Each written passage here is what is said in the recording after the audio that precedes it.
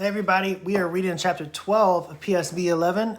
This chapter is called Doves, and we left off with the girls getting an opportunity, or they're trying to make a plan to go see the Jackson 5 with Miss Hendricks. Doves. We headed back to Herkimer Street after seeing Miss Marva Hendricks off to her apartment in Brownsville. I let Vanetta and Fern beat me out of the Wildcat and up the steps so they could tell Big Ma all about our day with Pa's lady friend.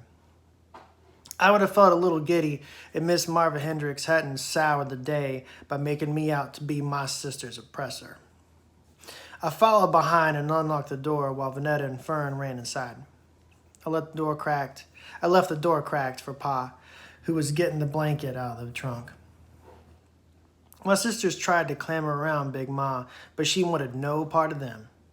She didn't want to hear about our outing with Miss Marva Hendricks, that we'd seen the Jackson 5 billboard, or that they were coming to New York City in December.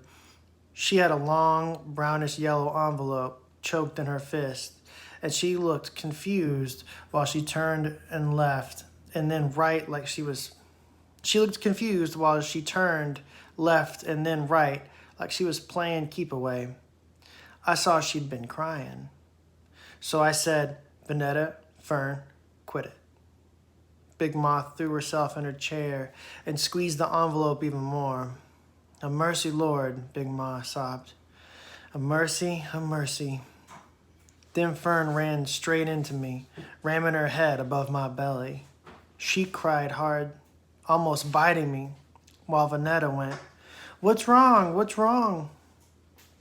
Then Pa walked in, whistling, the blanket folded in his arms. He saw Big Ma in the chair, put the blanket in my hands, and went to Big Ma. Mama, what's the... He saw the envelope and took it from her hands. All right, Mama, he said calmly. All right. The envelope was still sealed. The envelope was still sealed, but crushed, like Big Ma had been holding on to it for hours, waiting for us to come home. The hush over the house lay heavy, like snow sitting on our rooftop. I felt bad news coming, but I didn't want to hear it. And that was all I could fit in my prayer, that I didn't want to hear what the letter had to tell us. Pa closed his eyes for a second. Then he tore open the envelope. Big Ma cried out like she was tearing a part of her. Vanetta put her arms around Big Ma's neck while Big Ma shuddered and cried. Before my eyes, Big Ma seemed to shrink inside of her house dress. A mercy, a mercy, a mercy, O Lord. To God, I said, don't let him be dead. Don't let him be dead. Don't let him be MIA or dead. Then Pa said in his plain, warm voice, Darnells coming home. When he laid the envelope down on the stereo, I read the address in the corner, Department of the United States Army. It had come, special delivery, and was addressed to the family of PFC Darnell L. Gaither. No wonder Big Ma had been afraid to open it. Pa had to say it again.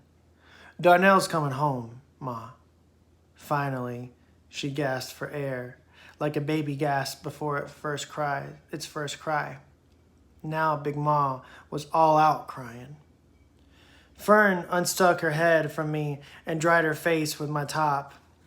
After we'd gotten excited about the good news, Pa added, he'll be in the hospital in Honolulu for 2 weeks. That's all. His voice sounded old, like when Cecil left us, and not light, like a man who whistled My Girl.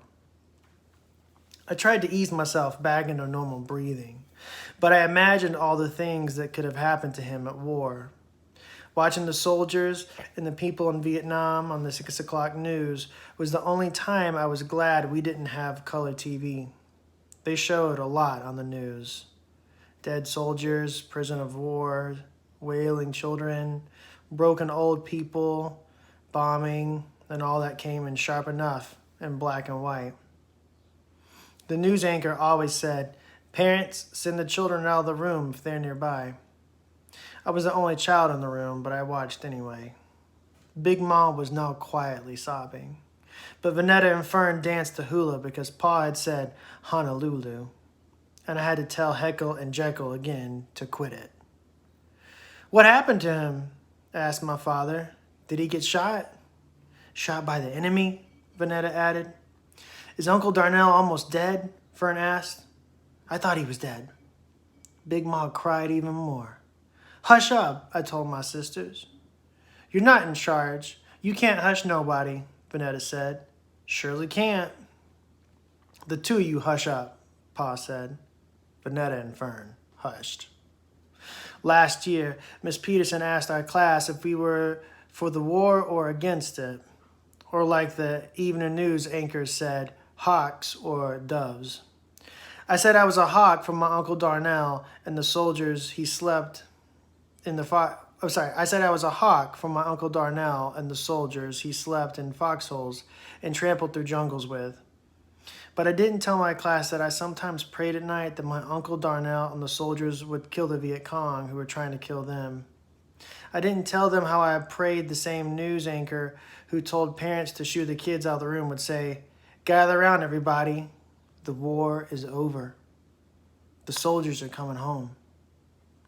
But then they showed Vietnamese children, and they showed the bony Vietnamese people older than Big Ma, pointing to the sky, into the hills in the distance, pointing to clouds of smoke and helicopters. They were never pointing at doves. And that's the end of that chapter. So what that scene is, it's kind of new to us. Not new to us, but it might be unfamiliar to you. They used to send letters home. The Army would send letters home during this war. This is the Vietnam War. And they would send letters to the families to let them know if their family member who was a soldier had died or was missing, or if they were coming home. They would send the letter home to give updates to the families, but the letter envelope looked the same. So when you got the letter, you didn't know if it was really good news or really bad news. And that's why Big Ma was so upset. And that's why she didn't want to open the letter until everybody got home. So it's kind of a different time. In a lot of ways, the setting of this book is very similar to ours. You know, America was fighting a war when the girls were growing up. America's fighting a war right now. There's a lot of political things happening that we see all over the news when these girls were growing up. We're seeing the same things happen right now in current events. So, I don't know. There's a lot of parallels between the Gaither sisters and what we see right now in our country today. We'll wrap it up right there. And the next chapter is called The Mummy Jar. You guys be good, and I'll talk to you soon.